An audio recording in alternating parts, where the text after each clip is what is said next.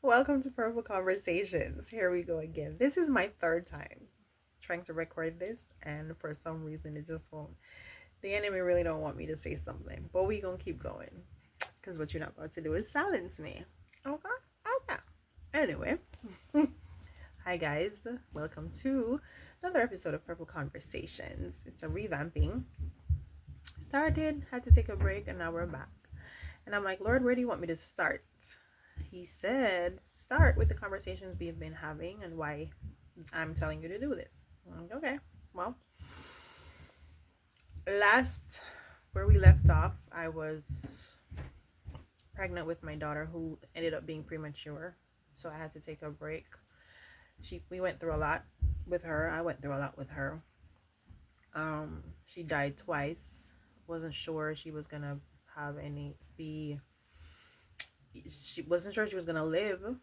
Wasn't sure she wouldn't have any medical issues, any brain issues, but by the grace of God, she does not. And she's 4 years old now, perfectly healthy, super smart, intelligent, strong, beautiful, all the things. So glory be to God.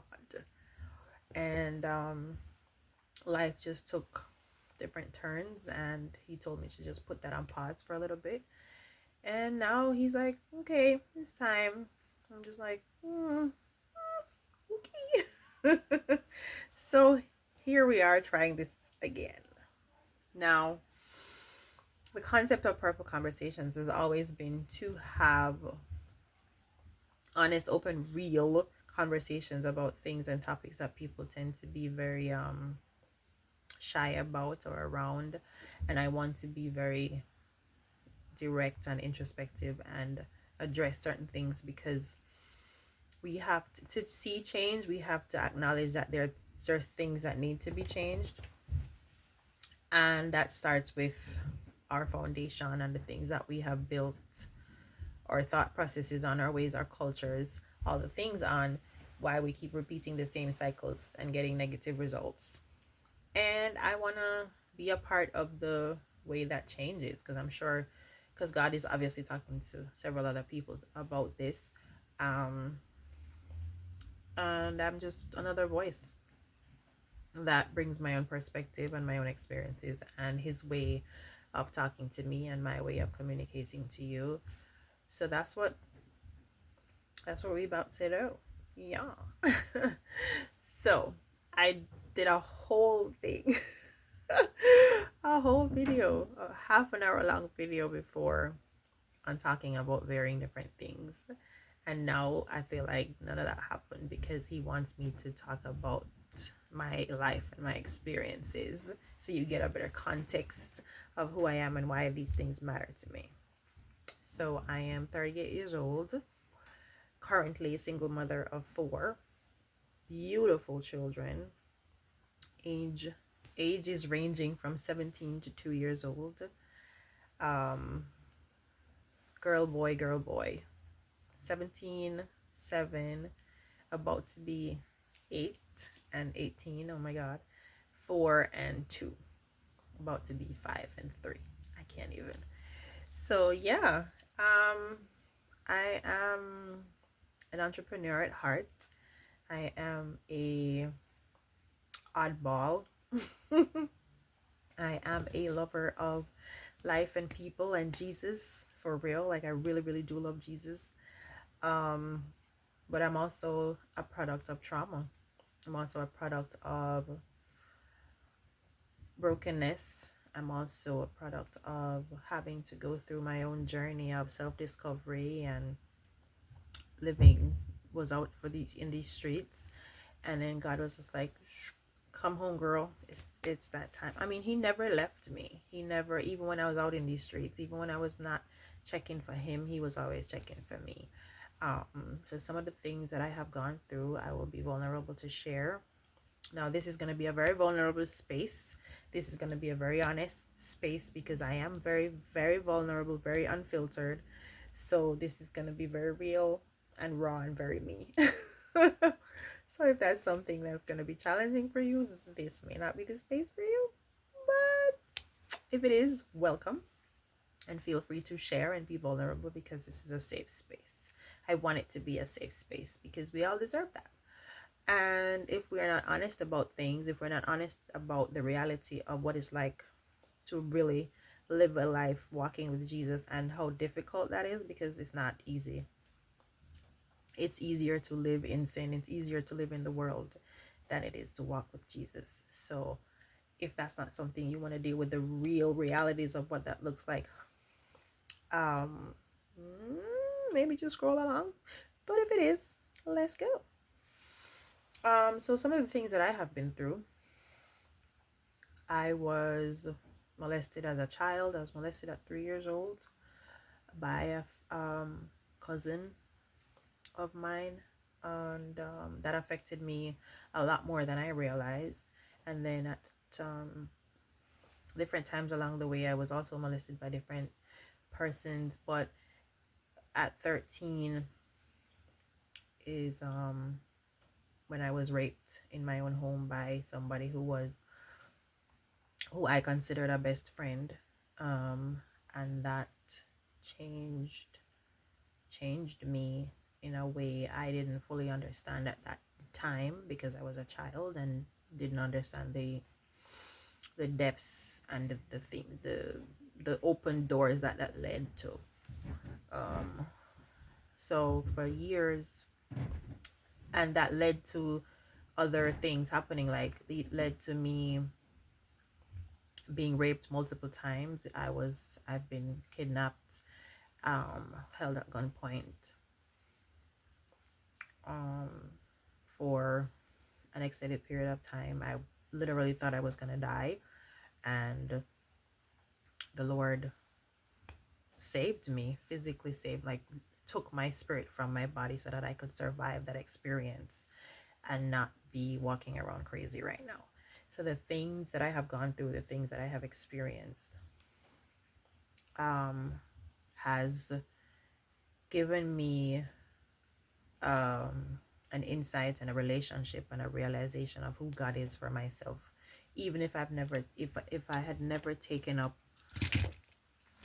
the Bible, if I had never once opened these pages, if I've never once heard about who Jesus was, I've had those real experiences where he has shown up for me in very real, tangible ways that make my experience and my walk undeniable. Nobody can take that from me. Nobody can convince me that Jesus isn't real. Nobody can convince me that there isn't a God. Nobody cannot convince me that the Holy Spirit doesn't live inside me. So from those lenses and just the person he has made me to be, I've been told pretty much all my life that I'm an oddball, that I'm different, that the way I see things and do things and operate is just very different. And that used to bother me a lot because I didn't want to be different, because I felt like because I was so different, I was attracting all these things. Because I was who I was is why people felt the need to take advantage, why people felt the need to want to tear me down, why people felt the need to want to break my spirit. So I didn't want to be different. I didn't want to stand out. I didn't want to be a light that people would see. So I tried for a very long time to dim myself, to dull myself, to hide, to just stay in the shadows because I hated being seen, because that always meant hurt. Being seen or noticed always came with trauma, and I didn't like that. So I tried for a very long time to dull myself, and that didn't work very well, but I tried. Um, but I know now, and I'm still learning, that the enemy was trying so hard to kill me because there's so much inside me that needs to come out, and I refuse to give him the satisfaction to make me die full. I want to die empty. I want to be everything that God called me to be. I want to pour out everything that he's put inside me. So no more hiding. No more making myself small. No more staying quiet. No more being going with the flow. because the flow irritates me. the the normalization of toxicity irks my whole soul because it makes relationships so much more complicated. It makes life so much more complicated than it needs to be because we have been taught that holding on to grudges and holding on to vengeance and holding on to anger and those that's the way to be strong, when the Bible teaches us completely different, when God teaches us completely different, because if he treated us that way, we'd all be done. We would not be here because the way we be pissing God off, he just easily, we should all be done. Right? So that those are the things that he has put on the inside of me that rubs me, that makes, and he's like, okay, now it's time to share. Now it's time to use your voice. Now it's time to share the experiences, share. You're still going through and you're still growing, and it is a process. It's going to be a very vulnerable process because I am very intense with everything I feel and with everything that I experience, and I share that because I don't believe in being fake. I don't believe in only sharing the happy times, because life is not just always a box of roses and cherries and whatever. Like sometimes life really sucks. Sometimes stuff really hurts. Sometimes I just want to die because it hurts so much. And I want to be transparent about that process because I don't want anybody to get the wrong impression that once you come to Jesus, your life is just gonna be easy, baby. Baby. No. Okay? No. So let's get that misconception out the way. We are called soldiers, we are called heirs, we're called children of the Most High for a reason, because it takes, to live this Christian walk, it takes struggle. It takes grace. It takes consistent checking in with God, because in our own flesh, it's easier to live in your flesh. It's easier to just, somebody do you something, just go do them back something. That's easy.